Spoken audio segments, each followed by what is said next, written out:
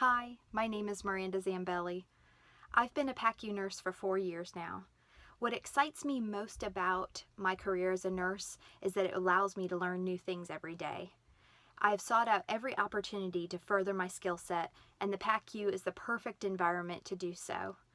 A few roles I now fill, besides the recovery nurse, are charge nurse, pre-op nurse, and block and line nurse. Education and knowledge are two areas that I feel the FNP program would help to advance my understanding of the care process to include continued care of the patient after discharge. Before I was a nurse, I worked with the YMCA for 11 years.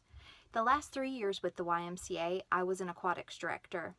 My first realization that there was an inequality of access for our campers who lived in the low-income neighborhoods of Raleigh happened during a risk management meeting.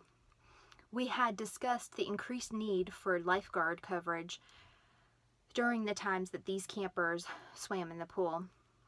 Most of these campers had no previous experience swimming and no access to a pool. After talking about the root of the problem, my staff and I created the Swim for Life program. With a very generous donation, the program was offered free to anyone, any age, who could not afford swim lessons. This program helped me to see that there are some very real differences in access to programs and care for people living in poverty.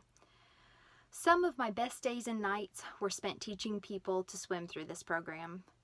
After working with the Y, I was recruited by a for-profit company.